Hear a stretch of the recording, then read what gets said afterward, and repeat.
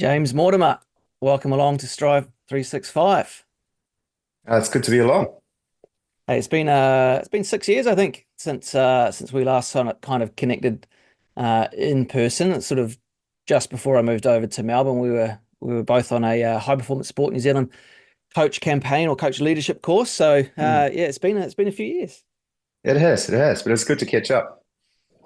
What people won't know though is 6 years is only a little checkpoint. We go back probably 30 years, I reckon. It was our junior, I would have been 10, 11, 12, that kind of age, Mm. at junior athletics. And believe it or not, I was reasonably quick back in my junior years, but you were quicker. But we were part of an awesome foursome that did 4x100 meter relays.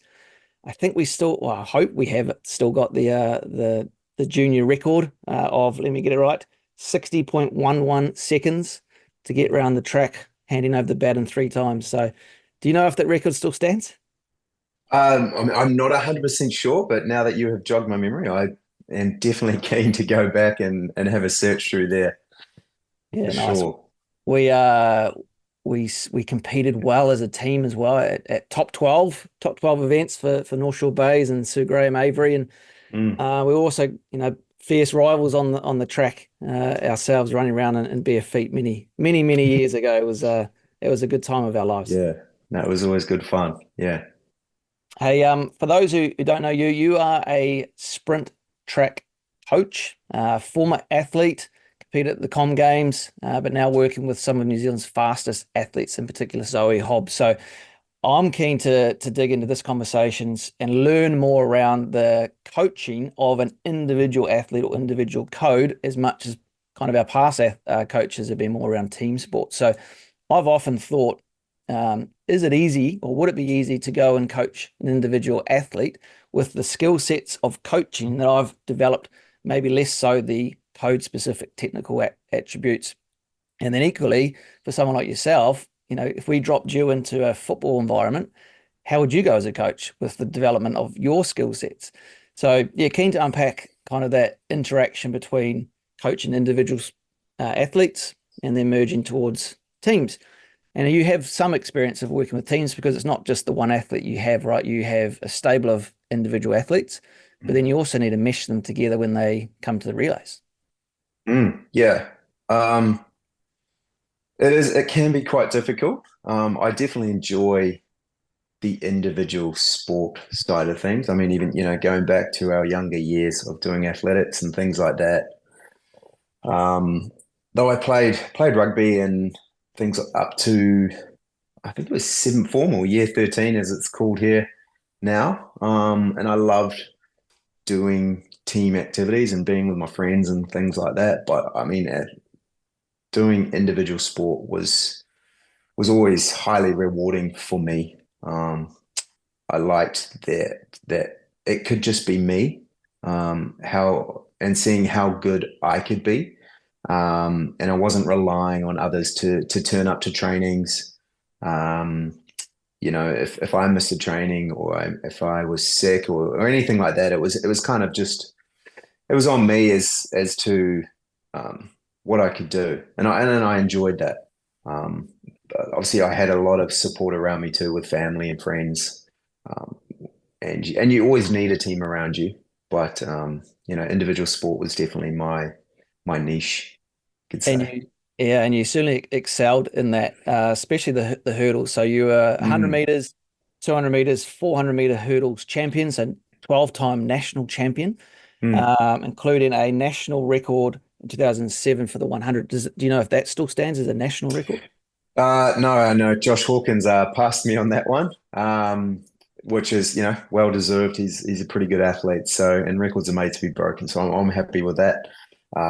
But yeah, really enjoyed the hurdles. Wish I could have taken it a little bit further. So when did you, I guess, specialize in hurdles? So you were always fast as a kid, and you got 100, 200, 400. They're kind of the sprinting events, I guess. Probably beyond 400, you're probably moving into middle distance, but Mm. hurdles is different to the straight line running. So when did you discover hurdles as a passion, or you were maybe, I don't know, 10% better at that than 100 meters flat? So How did you discover that little niche? And then when did that transition really happen for you? I had a coach, Kevin Hoare, who loved hurdles as well. I think that always helps as your coach can direct you down a path that you hadn't sort of thought of. I mean, everyone wants to be, the 100-meter Olympic champion. It's especially when you do athletics, it's probably the most prestigious event. Middle distance runners would probably say 1500, but um, I saw I was getting pretty good at it. I liked the technical element of it. It's just adding something else to running fast, and also with my height, as the hurdles got higher as well, I began to excel at it. Um, and I just enjoyed it as well. I like the challenge of jumping over something 10 times, and like I say, I got good at it. So you tend to enjoy stuff that you get good at.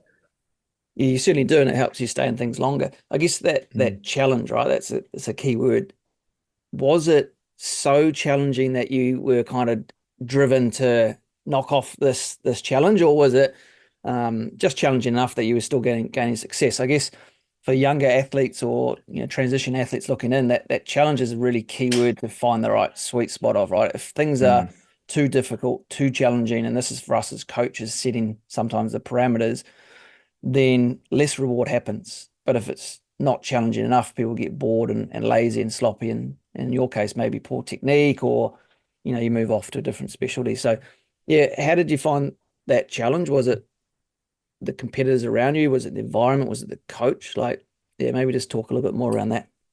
I think I enjoyed the challenge of having a national record that was definitely obtainable for me. And by the time I got to under 16s, under 18s, under 20s, senior men's and things like that, there was always goals that weren't too far out of my reach. So I think the challenge was, can I tick some of those boxes along the way of picking up some records, taking championships? I think heading over to Australia was a big boost for me in terms of I took up a couple New Zealand records over there, but also some Australian um, titles, you could say, and I think that really spurred me on and going, actually, I'm not actually too bad at this. And then things like making world junior teams, even though I didn't actually do hurdles there, but it was just those little milestones and little steps along the way that I really knew that I was heading in the right direction.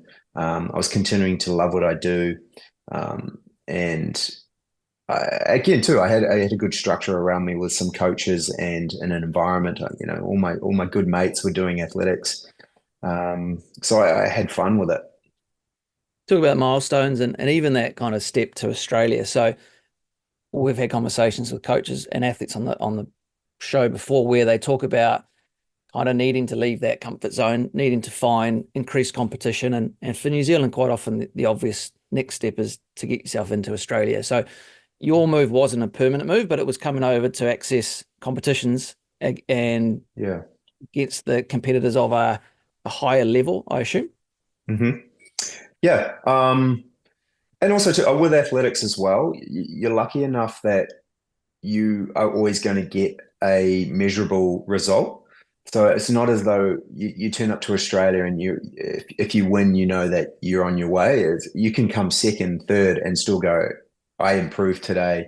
I got a new personal best. I set a New Zealand record, or you qualified for such and such. So I mean, that's where athletics is great. You can still not win, but in a sense, still win for yourself. Reach targets that you've never reached before, though it might not be you're walking away with some hardware. So great. I see that as a great mentality, and it's something that we strive to do here with even with individual athletes within a team setting is to find those personal milestones and objectives, which can be challenging because people look at Mm, the result on the weekend and it's a win or loss or draw, but not anything other than how did these 11 in a football setting, how did they actually individually go towards their individual targets?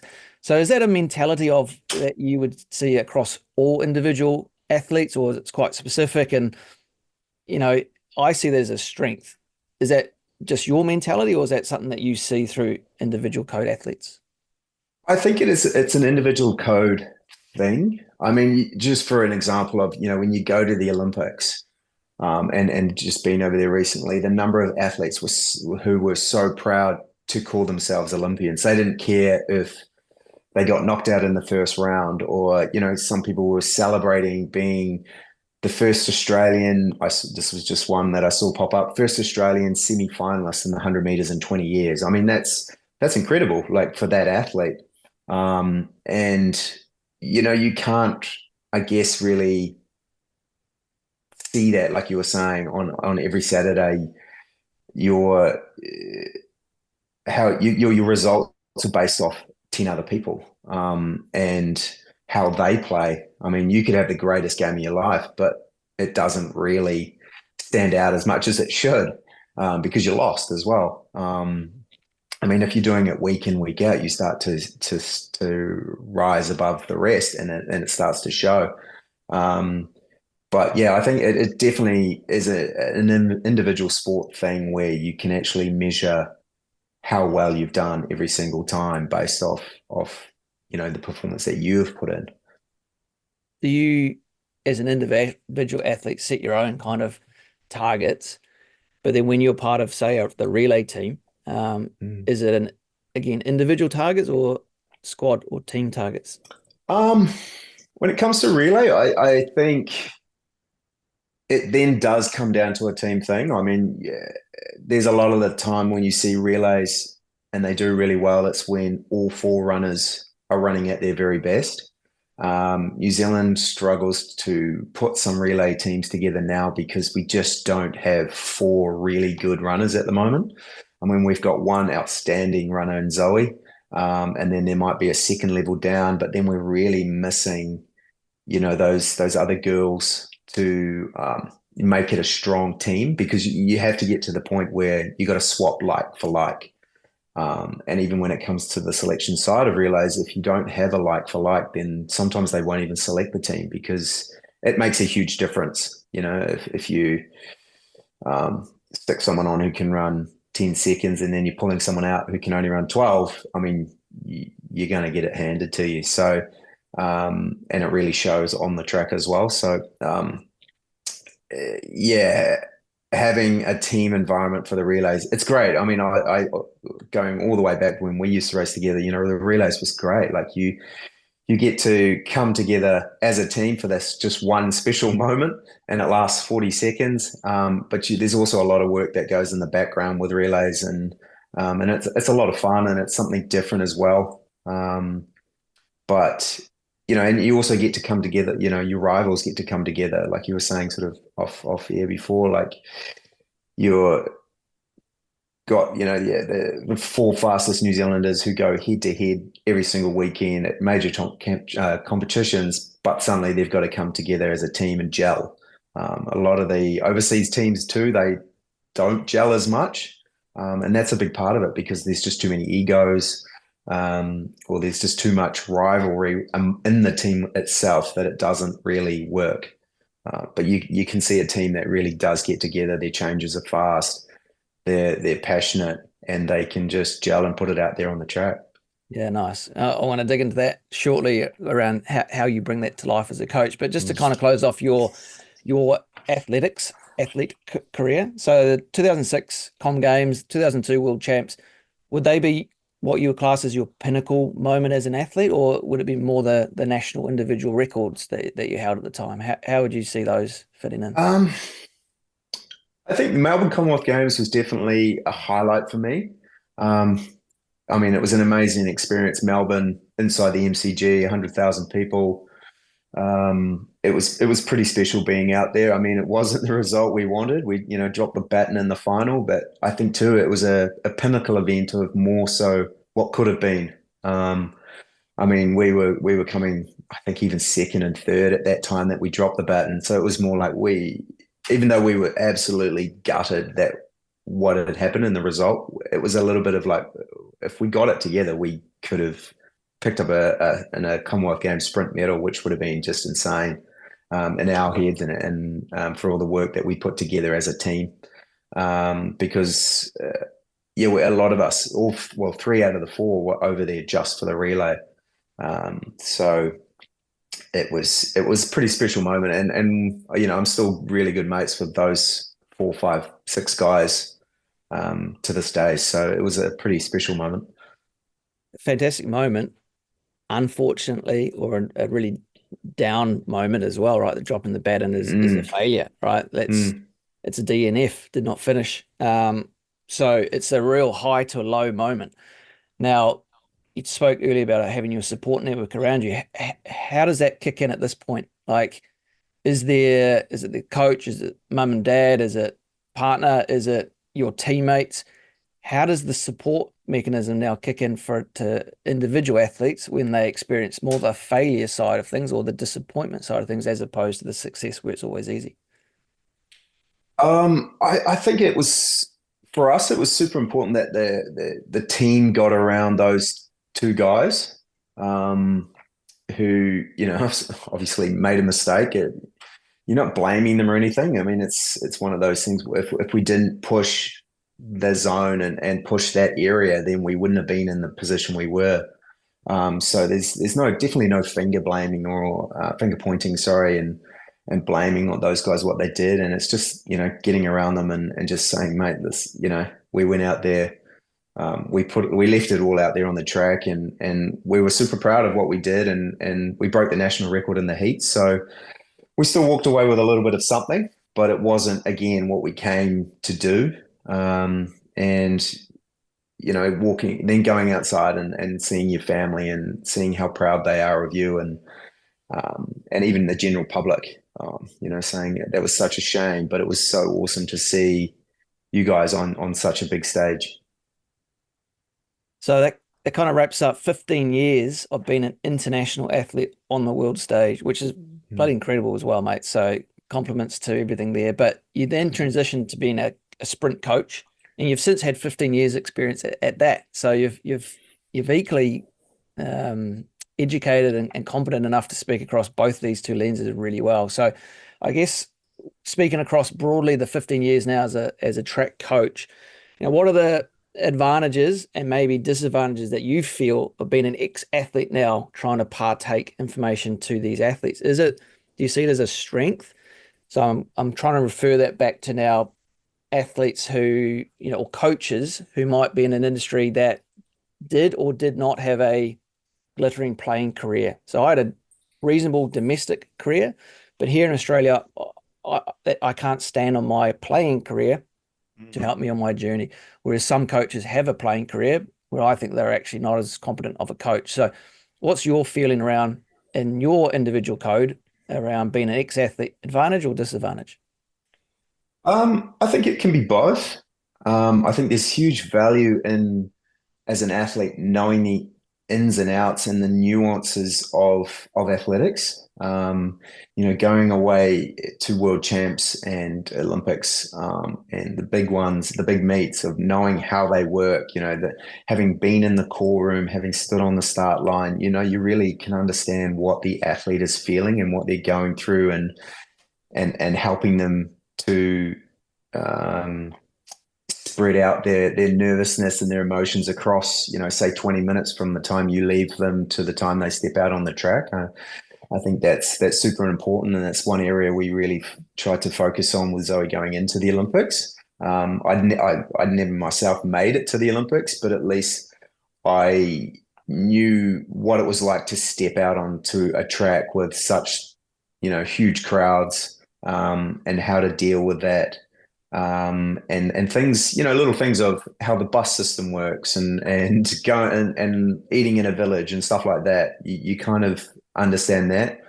But I think one of the disadvantages, I think, of having even a long athletic career as an athlete, I think sometimes you miss some of that education side. Like if you decide to really hone in on, doing your masters or your PhD or something like that in some sort of sports field, whether it be, strength and conditioning or biomechanics. There's some really good coaches that are coming through who aren't athletes, but they are super clued up on some of that academic side of things. And it's I love watching it in terms of the balance of how they try to rev up an athlete and how they can understand the mentality of an athlete compared to an athlete trying to figure out the biomechanic and the actual science side of coaching. Now you work with a whole range of athletes across different stages of their journey, right? So maybe we'll finish with Zoe at the kind of the pinnacle shortly, but you've had Mm. 15 years experience working across athletes, grassroots level athletes through to high performance. How do you identify athletes that have a high ceiling, high levels of potential that you can, how do you spot those in your individual code that you want to work with, that you want to go, I can, a bit like as a team sport, I'm going to select you, select you, select you, Mm. come into this program, we're going to give you sets of experiences and competitions, and we feel that you could be on this track. What is it? What are the traits you're looking for? Is it purely athletic, technical? Is there mentality? Is there, do you look into the parent size and speed? Like, just, yeah, educate me a little bit around that space. I think too with athletics and especially sprinting, it does come down to your athletic ability. I mean, I can always make someone faster, but to what level, or how much can I actually get out of them is going to be important. Like, you see so many people say, I want to be Olympic champion. You just look at them straight away and go, that's nice, but you're not really you don't really have the characteristics of someone who could be faster. Now, I definitely go out there and prove me wrong. I'm not, judging you on that solely, but and there's a lot of other things that come into it. I think you start to rattle off things like commitment. Are they willing to turn up every single day? Again, as an individual, sometimes I can't make it to every session. So are you down there at the track every 6 o'clock at night for 2 hours doing it by yourself, and making sure you're doing it right?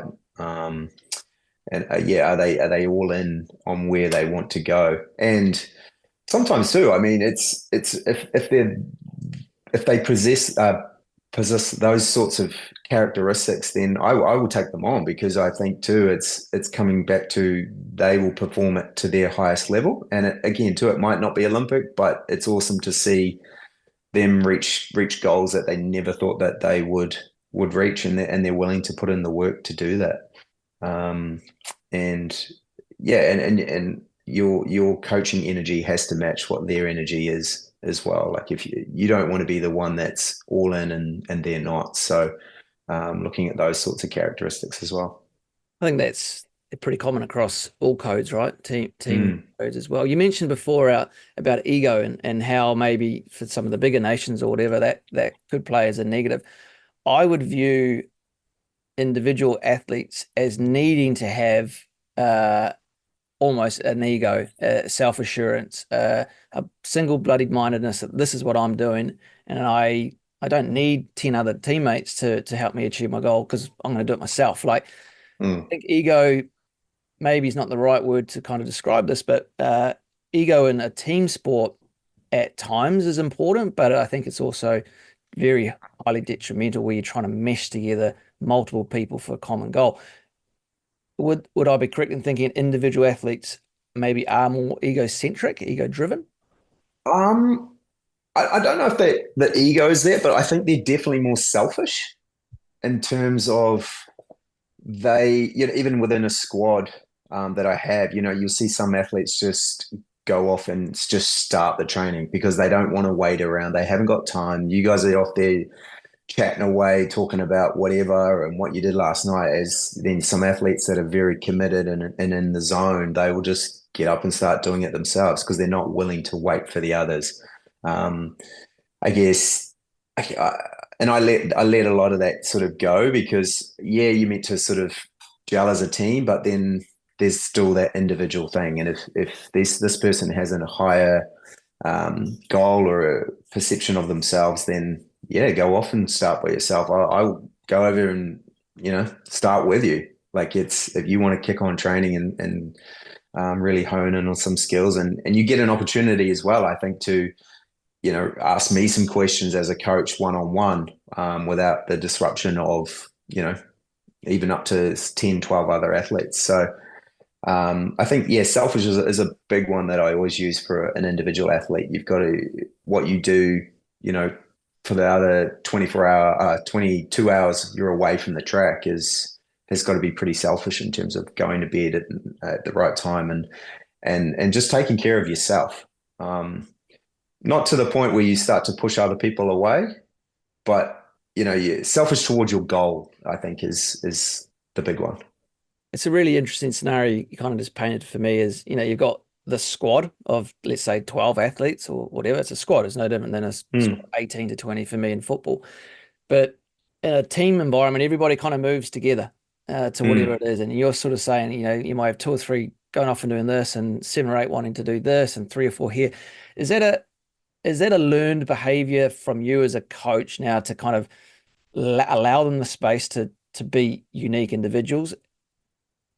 Or have you kind of has it always been the way for you as you're coaching? You're conscious of that as an athlete, so there needs to be time where they have to be individuals, and then there's times where they need to move together as a group. How have you evolved that skill set over time? I've always allowed them just to do their own thing, because again, too, like some of them are number one, two, and three in the country, so they are rivals training together.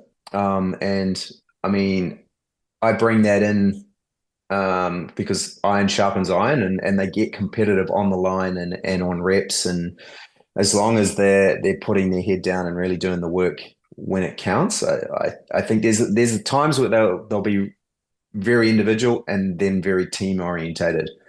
Usually it's for the first half an hour, they're quite team, they're just warming up, going through their things, chatting, making a safe environment for them to then just express themselves on the track.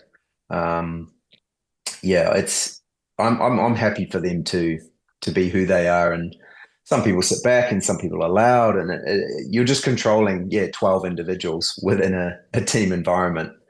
They don't have to work together, like because at the end of the day, it doesn't matter if they're not, because you've got eight across that start line, and they all just want to beat each other. So you can't sort of um, pull people back just to make it a team. With I guess with individual athletes, they have there might be a squad, right? But there's still that real time and connection with you as the coach. Mm. Maybe more so than me than the coach of a squad. Now I need to get around every athlete as an individual, for sure. But with more players or bigger squad and maybe more slightly different lens of getting the group together rather than the individual performing. How close is that bond that you form? How much time would you say you spend in that kind of athlete to coach relationship uh, away from being the technical coach, or how much support, how much mentoring, how much advice, guidance are you giving away than just say the X's and O's as we would describe as being the coach? Oh, there's a lot in it. When they turn up, or if I'm turning up and there's a whole group of them, it's about just going around to each one of them and asking them, how are you? Like how's your day? What have you been up to? How are you feeling today? Are you tired? And actually just going around to each individual person and figuring that. I mean, you get to learn some of the characteristics of how the athletes are portraying themselves that day. Like someone just probably just lying on the ground, and you're just like, okay, she's a bit tired today, or he's a bit tired today. Let's maybe delve a little bit deeper into why they are during the warm up. But you can kind of straight away and just go over and say, hey, I see you're looking a bit tired. Let's change the session to this today, or because I mean, in athletics too, you're looking to get the most out of it, and it can be dangerous if you try to operate in an area that they're not ready to handle. Like you don't want to turn up and try and run full speed, really push the central nervous system to its limits if they've then been on their feet all day at work, or studying in exams. I think those sorts of things play a big part, and I'm keen to delve into their lives a little bit in terms of, hey, when's your exams coming up? tell me in the next 4 weeks so we can work some trainings around that. The female side of it, give me an idea of when, yeah, the period's going to come so we can back off on that week. And even times can we push a little bit harder when, the system wants to. And, just mental things like, how's things at home? Some people struggle at home, and even the anxiety of, being some teenagers these days is pretty exhausting for them. So, really trying to talk to them and communicate to them. It might even be over text that night, like, hey, I saw you a little bit off today. Is everything okay? Didn't want to ask within the group. And, it doesn't just start and finish at the track. There's a lot of just messaging go off away from the track. You mentioned text messaging. Like, what other systems or processes have you got in place around, monitoring? Like, is there wellness check-ins every day via apps that you use? Obviously, WhatsApp's a good group communication tool. What other things are you using in your world that maybe is transferable to other codes or other team environments? I've tried like apps and well-being apps and things like that. I think too, it just becomes down to there's just too much data and too much information, and I mean they have it coming from so many different areas as well. So I think for me, it's around keeping it as simple as possible, and just a simple communication, like just a simple question, you can get a lot out of in the first 5 minutes of seeing them at training and things like that. And if you don't get the answer you think is there, then, text messaging and, we use a WhatsApp group message just to, clarify some information around some events and how we can make life a little bit easier in terms of, hey, let's all just jump in a van and go to the next meet and be a bit of a team and try and keep it, simple that way so that they can actually just relax and into some of these competitions. But yeah, I mean, a lot of them keep their own monitoring too, in terms of like, work bands and aura rings and things like that. And knowing that they've got them, just making sure that if something does pop up, that they let me know. How much impact or influence, positive and negative, do parents play with these athletes in this sort of pre-performance space that you work with? Is it something that you embrace and kind of bring as part of the journey? Are you a coach that kind of keeps them at arm's length? Like, how do you see that role of our parents and this? Let's put some parameters around it. So 17 to 21, not at the Olympic stage, maybe close to com games sort of level. Certainly, top two or three in the nationally. So the high performers, but not quite ready at that. Maybe still at home, maybe started university. How much interaction with the parents are you taking on at this stage? To be honest, like we deal with some parents, but a lot of the time, I mean, I've been lucky enough that the parents have been pretty good in terms of they just support their child to be the best that they can, and a lot of them move up to Auckland and are away from their parents. So I don't actually have too much involved with them, but yeah, there are definitely some parents too when it comes to, I think, selecting some athletes, because I get the opportunity to actually choose who comes into my squad. They might be the fastest athlete and a really good athlete, but if there's some things where the parent is just too controlling or is too opinionated in terms of what they think the child needs, then you definitely listen to it. But if it's going to be too much of a hindrance and a pain in the ass, then I will actually not let some of those athletes into the squad, because I think long term, like I can be with these athletes for 15 years. By the time they start at 15, 16, 17, and they retire at 30, so you've got to sort of think long term for myself as well, not just can I just get through 5 years with this athlete and just look purely at their performance. It's about making the environment happy as well. Is that parent going to be disruptive within the group? Is the kid or the child or the athlete going to be a little bit by their like their parent and be disruptive in the group too, because I think that plays a big part. Because again too, even though it's an individual sport and they're still a squad member and they still see each other five, six, even sometimes seven times a week, so they have to all get along. Um, I've had cases where they haven't, but I sometimes you just sort of let it play out. And I mean that athlete always ends up leaving because they just don't enjoy the environment. They're too disruptive and they just sort of be, pushed off to the side a little bit from the group, really. Um, which um, it's just because they're not a good fit. Have you had positive experiences where maybe parents have come to you? Like, is that something that you would welcome? Maybe potentially more interaction with parents? I mean, I love talking to the parents on the sideline and learning more about them and learning more about how that the kid operates or the athlete operates. You get some pretty cool insights into, how where they started and how they like to learn and how they can like to develop and I mean, even you kind of get the true story, right? Like, kids don't always tell you everything.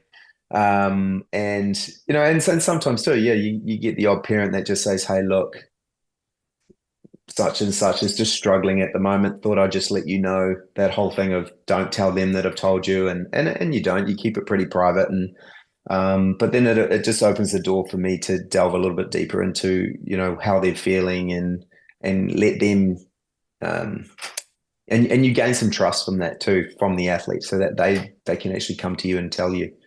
Because like I say, you can end up spending 10, 15 years with these people. So you do get to learn a lot about them and know a lot of stuff about the athlete you have in front of you.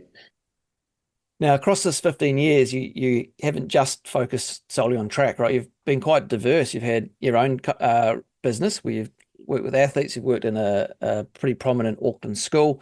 You've also been a contractor to the Vodafone Warriors as a sprint and acceleration coach. Mhm. How did these other environments, and maybe let's talk specifically around the Warriors piece, how did going into a different code, now a team code, how did that challenge you initially? And then kind of what did you learn about you as a coach, your style? Has it evolved? Are you a better or different coach now for that experience? Yeah, I enjoy doing the team stuff.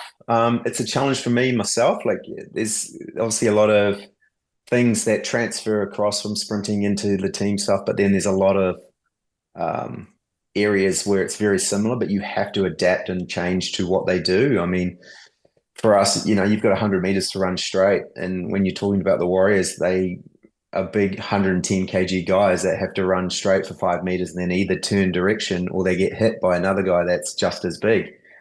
So how they can deal with that, and you're looking at absorption of impact and change of direction, which is very cool. And I'm learning more and more about that because speed is such a hot topic in terms of team sports and even deceleration and stuff like that. So trying to diverse a little bit out of sprinting and look at that is pretty cool. I mean, one of the big things I noticed about team sports as well as the limited time you have, because they've got so other things to cover in terms of gameplay and scrums and passing, tackling. You've when I was at the Warriors, they were literally like, "Here's 20 minutes.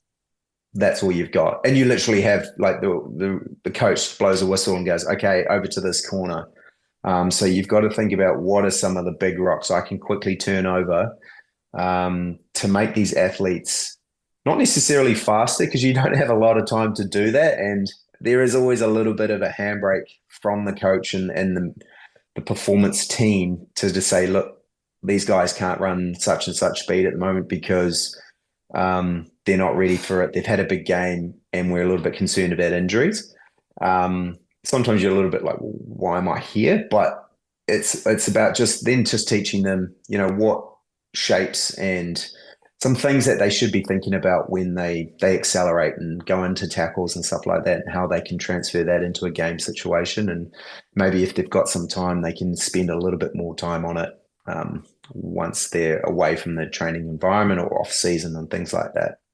Is that a sort of role that is fairly common in Warriors or rugby union or something? Or was it the Warriors thinking outside the box, trying to find an edge, a 1% difference, and maybe someone else is not doing? Like, yeah, if could you go and pick up that same role at the Warriors now or at the Auckland Blues? Um, I mean, it all depends. I think coaches change as well, and performance team changes. Like some are, come maybe came from a different team which used sprinting a lot. So you kind of get invited in there, and like I haven't been back for a couple of years now, but it doesn't mean that I can't work with some of the athletes that want to get faster in the off season, and some of them use it as a lot of the off season things. They get a choice of like, do you want to work on your speed, or even for the Warriors, I know wrestling was one of the other options because about trying to take the ball off in a tackle or something like that. So um, yeah, it just comes down to has that coach or what is their actual focus and KPIs, I guess, within the season, and what are some areas that they want to improve at. But I mean, speed of the games are getting so fast at the moment. So, and at the end of the day, speed kills. So the fastest player is always one of the most popular ones.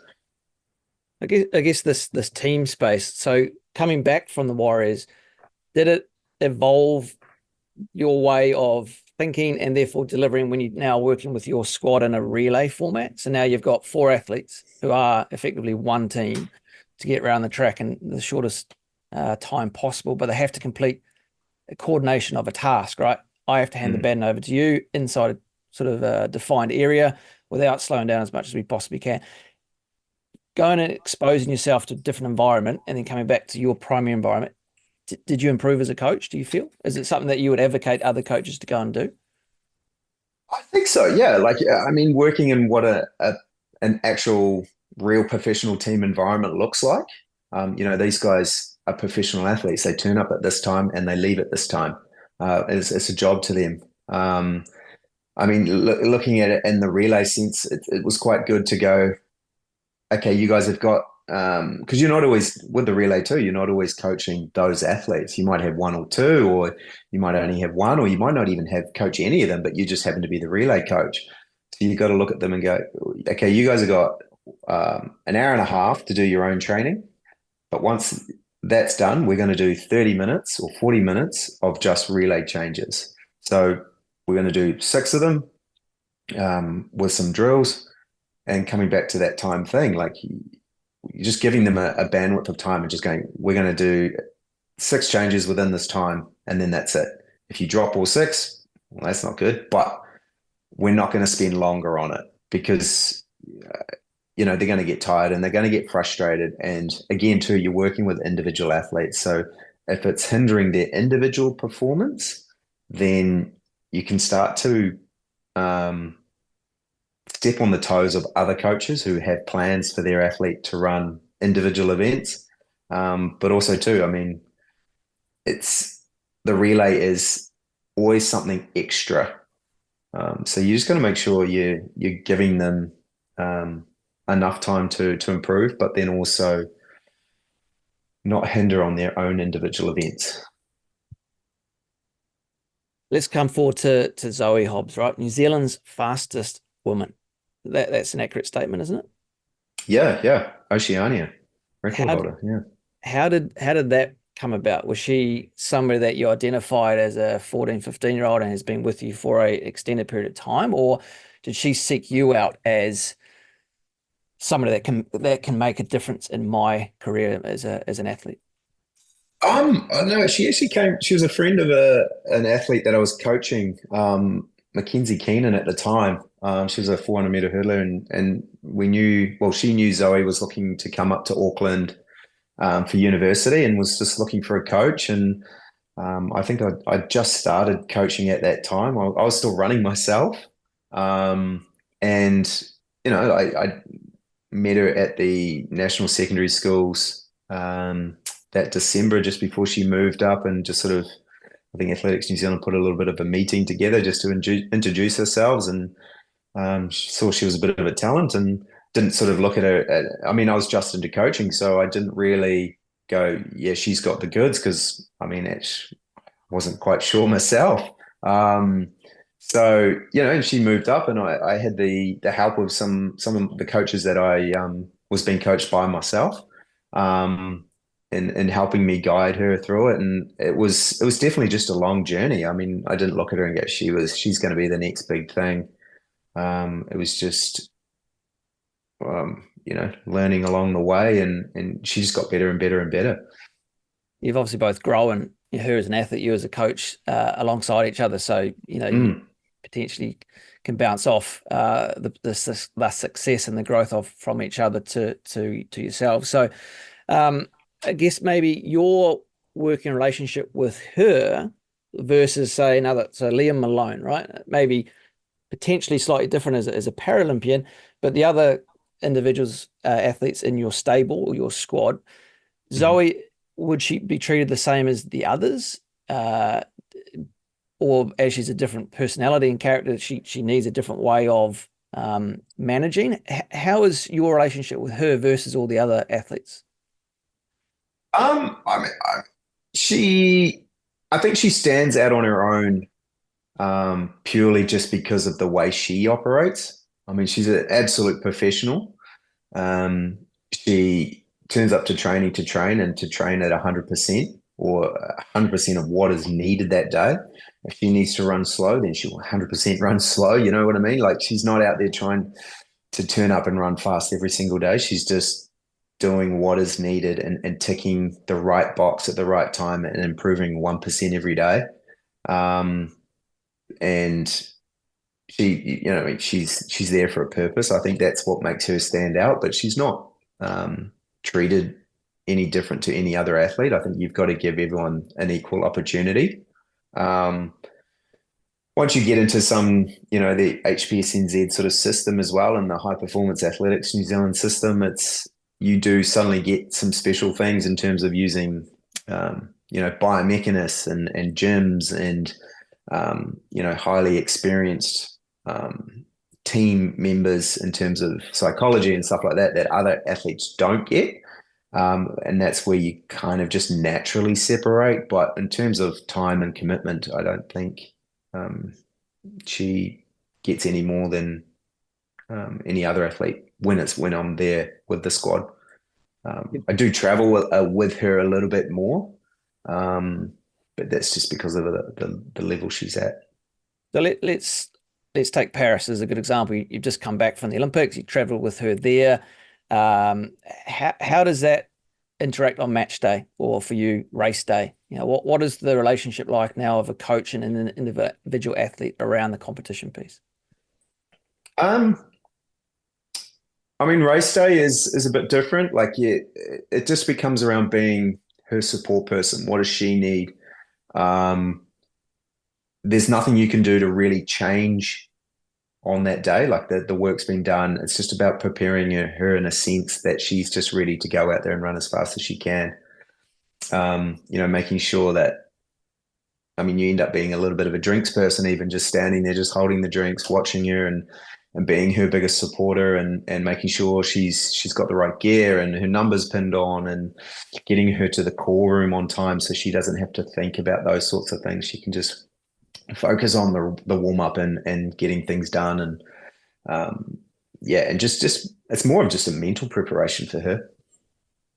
What's the next big thing? What's the dream? Where are we going next with Zoe? I mean, athletics, it never really stops. I mean, we've got World Indoors in March in China. Um, I think that can be a really big one for us. I mean, we got fourth by one, what was it, a thousandth of a second or a hundredth of a second or something like that in Glasgow this year. So, chasing a medal there would be a big priority, I think. And then we've got World Champs in Tokyo in September this time next year as well. So I think really getting into that final now, and just making a bit of a mark on the women's 100 meters, and confirming that she should be there, and stamping her stamping your foot and making a place. Yeah, medals are key, right?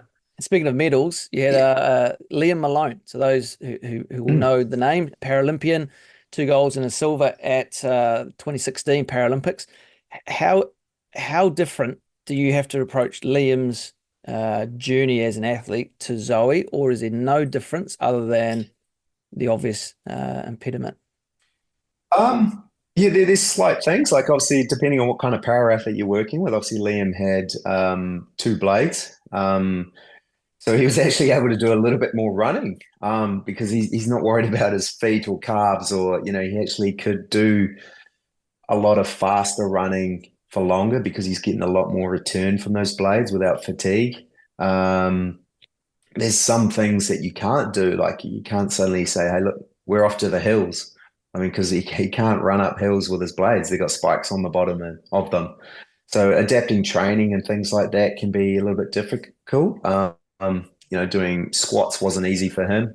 You had to put him in a Smith machine, which was a little bit more controlled. So yeah, you're just adapting things and mixing things up a little bit to try and keep it as um, on course as a normal sprint training session would be, but also, I mean, it's no different to just adapting to the other person you have in front of you and what works for them and um, how to make them better. James, I'm making lots of notes as we're going through here, and I wanted to get out of this conversation how I might go as an individual athlete coach, but also how Mhm. you might go into a team sport. Well, before I give you my response, how do you think you would go if you came in? I gave you A League Women's Melbourne Victory team for a season. How do you feel you would go? Um, I think I could physically get them up to a good fitness and speed standard. I have nothing or no information tactically around how football works. Um, so, but I mean, it's all learning, right? Like, I mean, Ted Lasso is probably a great example. You can easily coach, I think, any sport to a point of obviously then the X's and O's come a bit of a hindrance or a handbrake, like I've talked about before. But I think if you knew that stuff, you could probably, if you know how to coach, you know how to coach, I think. I'm tending to agree the same. I feel I don't know the biomechanics necessarily of a 100-meter hurdler. I never Mm. did hurdles. I was too short, right? But Yeah.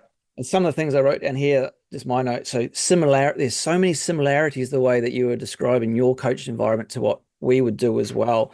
A big piece around the relationship. So every individual has an individual relationship with the coach, but there's times where you mesh them together. There's also times where you allow them to be unique and off on their own journey. It's Mm. okay to allow them to compete against each other in certain times because that iron sharpens iron. They become better. Match day, the work has been done, which if you do all your work up until the game day and then kind of it's about making sure the warm up and all that is fine and they're in a mentality space is good. You need to adapt your plan to each athlete, but everybody has the plan. There's nothing different from what you've said to what I would Mm. say to a football coach. So yeah, whilst I might not qualify an athlete to the Olympics and you might not win the A League Women's, I think we would do a decent job. Yeah, yeah. I mean, and even too, like for me, if I had the A-League women's team, I mean, they'd probably know enough about football that they could teach me a lot. And you end up doing all right because you know how to coach, you know how to manage the person, and how to, put them in the right space. Just want to finish on read a quote out that I found on you. James has honed his skill set, learning from some of the best coaches in the world and gaining international recognition for his methods. He prides himself on coaching the athlete in front of him and delivering what they need without compromise. Question around that: what would you describe your methods is? I think the method sort of is in there too. It's coaching the athlete you have in front of them. Are they a power athlete? Are they an elastic athlete? Are they an athlete with short attention span? Are they, and just sort of really honing in on at what they're good at and really focusing on that, I think. And just chipping away at some of their weaknesses. Um, yeah, there's so many methods in athletics that you can choose. Like there's the whole sort of, do you train them from short distance to long distance, or long distance to short distance, or you combine the both? And there's so many theories around that, and it's always a big discussion in the sprint community, and it's always fun to take bits and pieces and mold them into what your method is. But I think as long as you're coaching the athlete you have in front of you, then they will improve. Yeah, and I'll just tack onto that. You said something before, 100% of what is needed today. That's amazing advice, and that again is one of your methods, and it's something that I think even as a team sport athlete, we should be striving to do that, and we aiming to do that. But yeah, that's a really clear thing. I've wrote that down. I'm going to steal it off you. Sorry. 100% of what is needed today. And if she has to run slow, she runs. She will 100% run slow today. I think Yeah, that's awesome. Hey James, it's been great, mate. It's been good catching up and good, yeah, yeah. getting my brain juices thinking around how this transferability can take place. But let's Nice. close us off with the rapid fire questions if you're ready. Yeah, yeah, go for it. It might not be so Pose, rapid, but yeah, pun, good pun. Pose one question for me and the audience to consider this week. I think one that I had down was, are you focusing on your strengths or your weaknesses this week? Um, yeah, which one are you choosing? Yeah, I think it's always a big one. Too many people, I think, focus on their weaknesses and not enough on their strengths. yep, I love that. Outline one idea or a concept that you use maybe in sprinting or you've been thinking about that we can apply maybe in our team environments. I kind of said it before, like you've got to look after number one. I think what is best for you, be a bit selfish.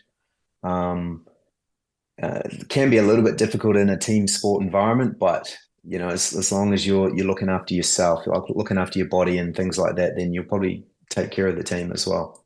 Yeah, cool. Give us a recommendation of a TV series, movie, book, podcast that athletes, coaches, or parents can listen into. Not a big book reader, but yeah, loving the podcast, which is good, and I'm going to listen to more of some Strive 365. But actually, one of the ones that I'm really enjoying at the moment is the new Kiwi one, the Beyond Two Bears podcast. There's some great Kiwis on there that just tell you some amazing stories, and whether it be business, sport, or just some amazing doctors and psychiatrists and everything. I'm always coming away with something and quickly writing something down in the car to make a mental note of that. But yeah, I love those guys.